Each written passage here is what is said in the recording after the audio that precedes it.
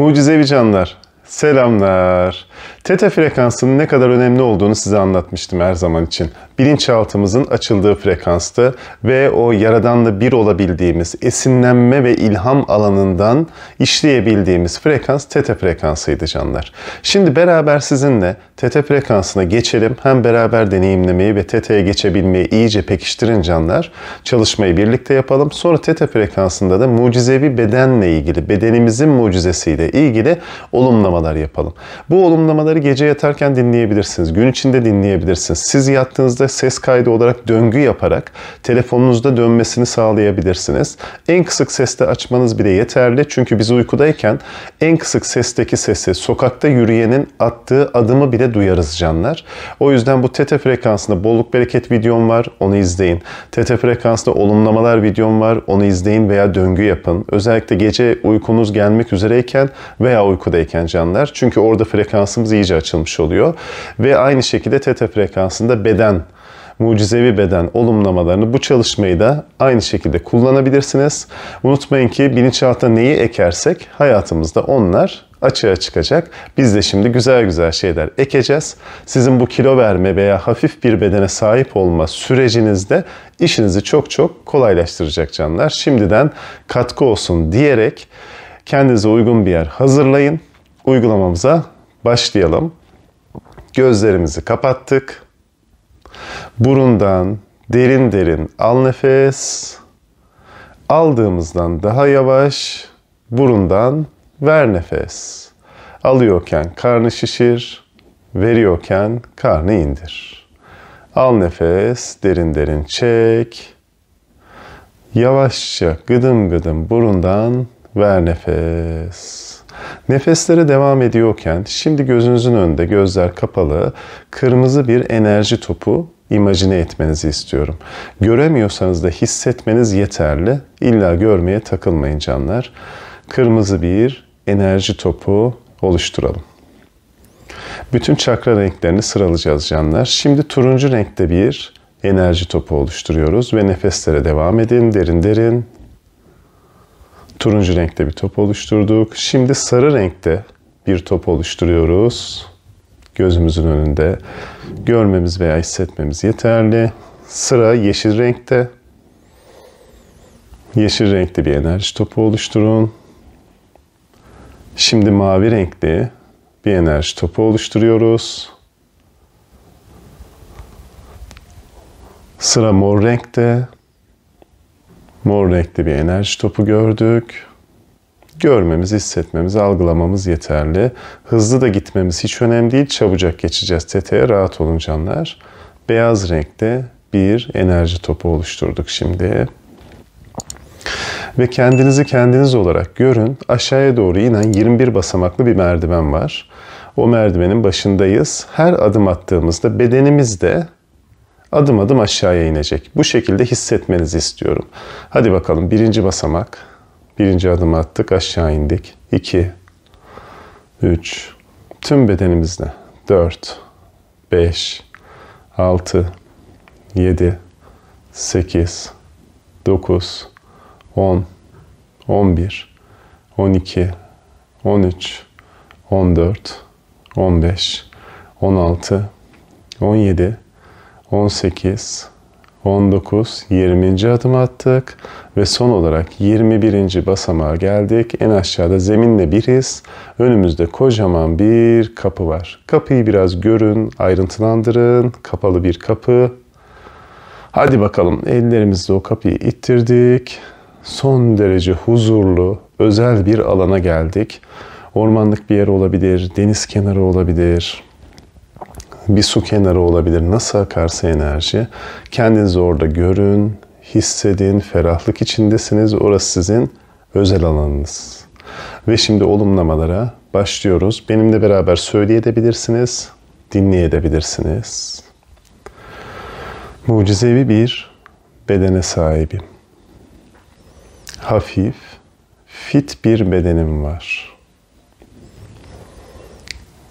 Çok sağlıklıyım. Mucize, şifa içindeyim. Kendisiyle bağlantıda olduğum bir bedenim var. Bedenimi seviyorum. Bedenime sahip çıkıyorum. Metabolizmam hızlı. Sonsuz şifa içindeyim. Bedenim bana kendimi çok hafif hissettiriyor. İnce belli bir bedenim var. İstediğim mucizevi ölçülerde bir bedenim var. Bedenimi çok seviyorum. Ne kadar yemek yersem yiyeyim, zayıf, hafif, sağlıklı bir bedenim var. Ne kadar strese maruz kalırsam kalayım, zayıf, hafif, sağlıklı bir bedenim var. Ben bir mucizeyim. Mucizevi bir bedene sahibim.